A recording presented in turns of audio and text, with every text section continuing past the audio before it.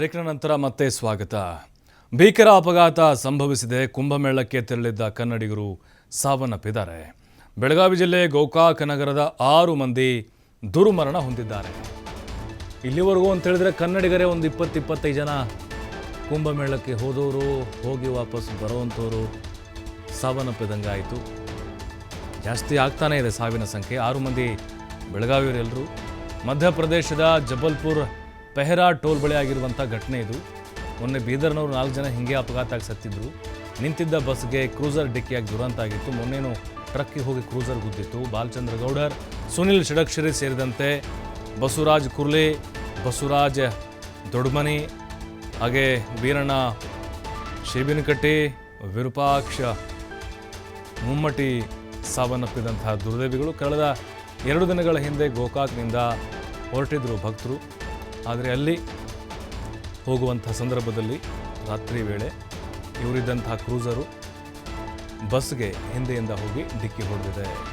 ಆ ಕಾರಣಕ್ಕೋಸ್ಕರ 6 ಮಂದಿ ಸಾವನ್ನಪ್ಪಿದ್ದಾರೆ. ಇನ್ನೂ ಹಲವರ ಸ್ಥಿತಿ ಗಂಭೀರವಾಗಿದೆ. ಬೆಳಗಾವಿಯಿಂದ ನೋಡಿ ಕಾಲು ತುಳಿತದಲ್ಲಿ 4 ಜನ ಸಾವನ್ನಪ್ಪಿದರು. ಅದಾದ ಮೇಲೆ ಅಪಘಾತ ಆಯಿತು. ಬೆಳಗಾವಿಯರು ಖಾಸಗಿ ಬಸ್ಸಲ್ಲಿ ಹೋಗ್ತಾ ಇದ್ದಂಥವ್ರು ಮತ್ತೆ 4 ಜನ ಸಾವನ್ನಪ್ಪಿದ್ರು.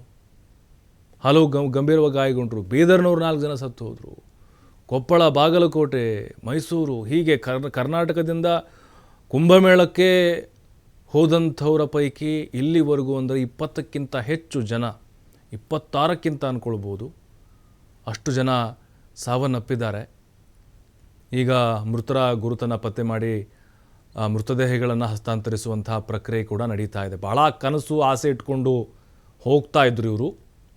ಕುಂಭಮೇಳಕ್ಕೆ ಹೋಗಬೇಕು, ಪುಣ್ಯ ಸ್ನಾನವನ್ನು ಮಾಡಬೇಕು ಅಂತ. ಅದರಲ್ಲೂ ಈ ಶಿವರಾತ್ರಿಯ ಒಂದು ಕೊನೆ ದಿನ ಅಲ್ವಾ, ಹಾಗಾಗಿ ಭಾಳ ನಂಬಿಕೆ ಶ್ರದ್ಧೆಯಿಂದ ಹೋಗ್ತಾ ಇದ್ದರು. ಆದರೆ ದುರದೃಷ್ಟವಶಾತ್ 6 ಜನ ದುರ್ಮರಣಕ್ಕೆ ಈಡಾಗಿದ್ದಾರೆ. ಮಧ್ಯಪ್ರದೇಶದ ಜಬಲ್ಪುರ್ ಪೆಹರಾ ಟೋಲ್ ಬಳಿ ನಡೆದಿರುವಂಥ ಅವಘಡ ಇದು. ಕ್ರೂಸರ್ ಕಂಪ್ಲೀಟಾಗಿ ನಜ್ಜುಗುಜ್ಜಾಗ್ಬಿಟ್ಟಿದೆ. ಮೃತದೇಹಗಳು ಅಲ್ಲಿ ಛಿದ್ರ ಆಗಿಬಿಟ್ಟಿದ್ವು.